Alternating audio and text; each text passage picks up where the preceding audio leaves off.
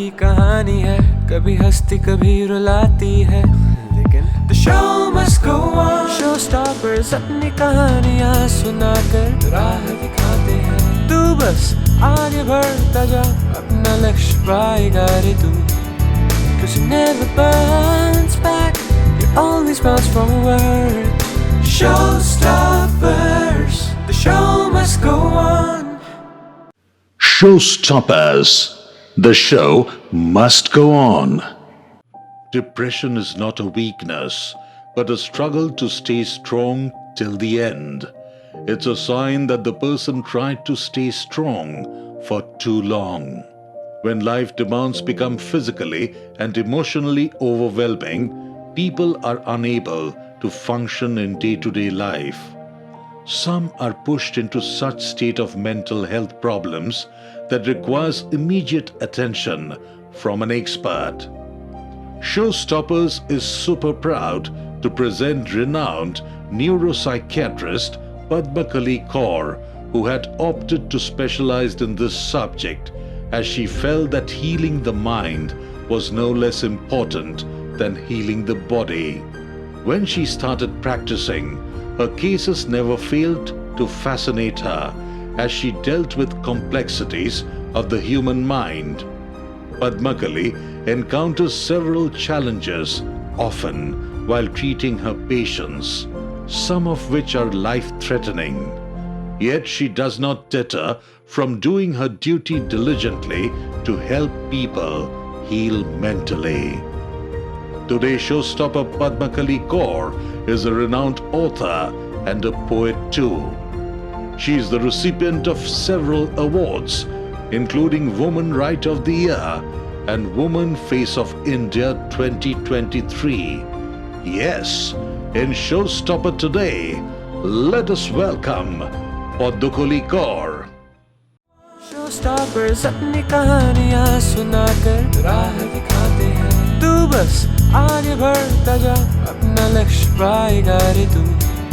Cause you never bounce back, you always bounce forward. Showstoppers, the show must go on. Thank you for being here, Padmakali. It is such a pleasure talking to you. Thank you, Alkananda, for inviting me to Showstoppers. It's my pleasure to be here today. Yeah, it's simply a pleasure, absolutely. So, Padmakali, you have dedicated yourself into healing people who are going through extreme mental problems. And during the day, you handle several cases of varied mental issues. You have actually immersed yourself into healing your patients. That's true. Do these cases not affect you mentally? I mean, at the end of the day, how do you maintain your sanity? Actually, this is a question that I am frequently asked. What happens actually that when we undergo training in psychiatry, we are taught to be empathetic to the patient, but at the same time, we must not become over-involved, because if we become over-involved and too much emotionally invested, then we lose our objectivity.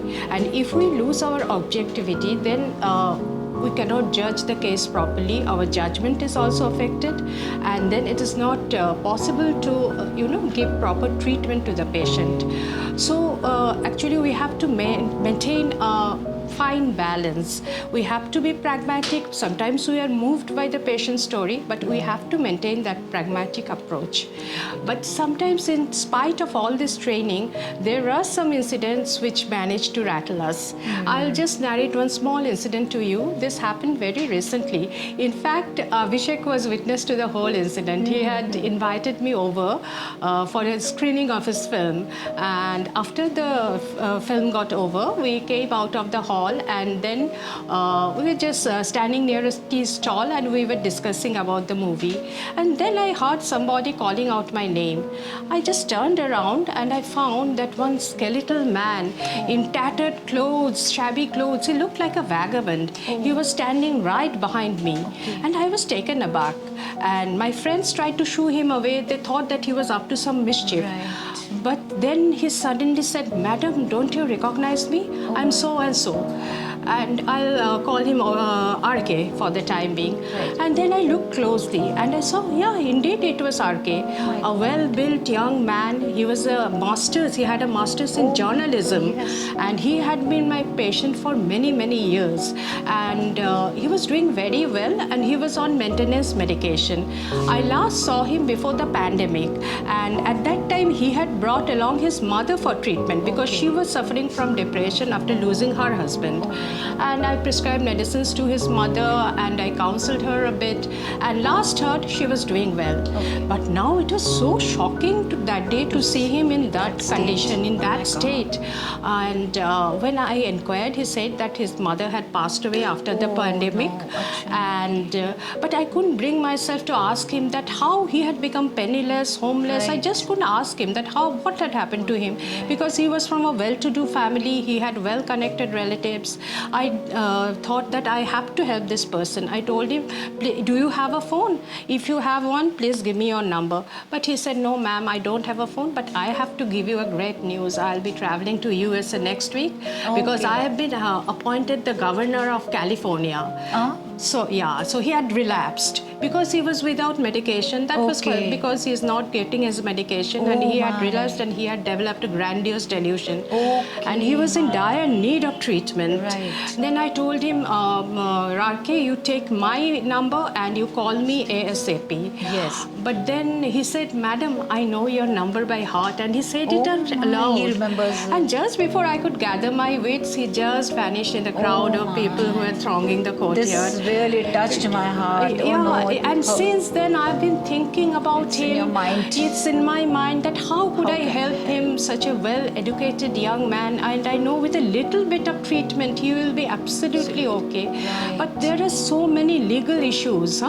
Sometimes the relatives who are not there right now, if I try to help him or try to get him admitted, they will turn up from somewhere and they will create a problem. Because so all these property matters and everything is involved. So there are a lot of constraints. I mean, you want to help, but then I want because to of the help, but I am constraints. helpless. So that incident is haunting me till date. So it is it's a very tough situation, especially for you all to maintain your sanity, because these are the cases that really remain with you in the corner it will of your remain heart. with me till I think till I go to my grave. Always. Because I have not been able to help him. Very sad.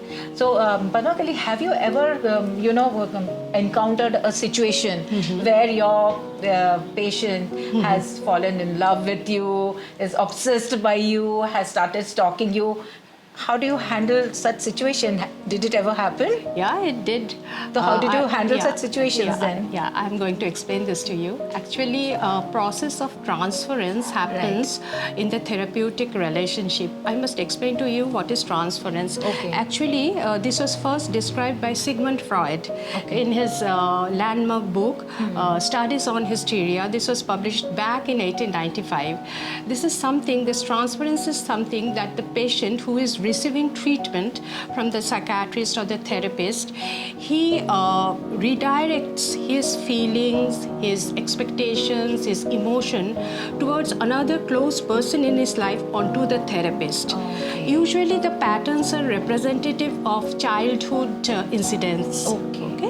Childhood relationships. Like one patient, I'll tell you, he had a very traumatic childhood and he was deprived of his mother's love, and he really craved for that maternal affection, and he had transferred those feelings, redirected those feelings towards me, and he looked at me like a mother figure, and in fact even now he calls me his second mother. And this I used constructively in his treatment. It helped me to treat him because he had developed such a positive. He looks at you as a mother. But what about cases where they look at you as a lover? Yeah, that's where I'm going to go now. Sometimes the patients, they do develop eroticized transference.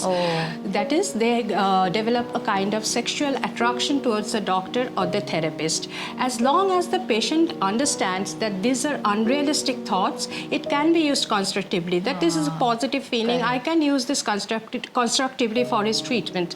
But sometimes if it becomes an all-consuming attraction towards the therapist, then it becomes detrimental to the therapeutic process. The whole relationship becomes Yeah, toxic. correct. Yeah, and then the patient's progress also gets hampered. But most of the situations in past I've been able to handle tactfully, and sometimes I had to change hands just to maintain a distance with the patient. But I'll tell you of one incident that really went out of hand. That patient developed an erotomanic delusion towards me and believed that that person was in love with me and I too was in love with that person. And in spite of explaining that it's not true, it's your fantasy, nothing would, change. Nothing would that change. person's mindset could not be changed. And I had been pursued, stalked, threatened. My God, I had to go to the police. That's so yeah, scary. I had to take help from the police. Oh my God. And that person had to be escorted out of my chamber after creating a scene. But this incident formed the basis of my first novella, Bhalobashar Onek Rong. আচ্ছা তো ওটাতে রয়েছে এই This স্টোরিটা story, this is based that. Yeah. The whole Because I novel know is that based- you are a renowned psychiatrist, but you are a renowned author and a poet too. So I try to write a little bit. You most of your time is spent in healing your patients. So how do you make time to write such brilliant books and poems? Actually, I have to burn the midnight oil. Oh my God! Because So is this the way? I mean, how do you de-stress yourself? Is this the way to de-stress? I think your answer will definitely help many upcoming psychiatrists who have just stepped into the profession. It's very I think. simple. See, what So how do you de-stress yourself? I unwind mainly by what I like to do. Those things I do. I unwind by writing, reading. Whenever I can take a little time off my busy schedule, I just travel. I go somewhere and spend some time there. And So that this is what I kind of a me time kind. Yes. I advise my patients to do the same. That you indulge your hobbies. You try to nurture your hobbies, whatever it is. Yes. Singing, dancing, painting, gardening, whatever you like to do, whatever relaxes you. You try to spend some time each day. Right. And though in my profession it's a luxury, I try to every day I try to spend a little time with myself. That is my me time, and that really helps me to distress. I think this will help many other people and youth as well. And just a quick advice, maybe to those to the people of the society, especially the youth, I feel, who are going through varied stresses of education, job, relationship, love, and then parental pressures and this peer pressures. Just a quick advice before we end this. Yeah, we know our life is very stressful nowadays. The only thing that I advise my patients, I suggest that always give a positive outlook. No matter what happens, you should always remember that every dark cloud has a silver lining. So even if something extremely negative happens to you, you learn from that experience. That is your takeaway. So I tell this to my patients. I try to follow this myself, that always count your blessings, try to focus on the positive aspects, and try to find joy in the little things that life offers to you. And my mantra is live in the moment and try to make the most of it. Thank you so much, Padmakali. It was Thank such you, a pleasure Alka. talking to you. Thank Very, you, very Alka. interesting. Showstoppers has brought stories which are very engrossing and inspiring with people like Padmakali Kar, who has been embracing others' challenges with open arms and helping them reclaim their shattered lives, because their lives matter. Every life matters.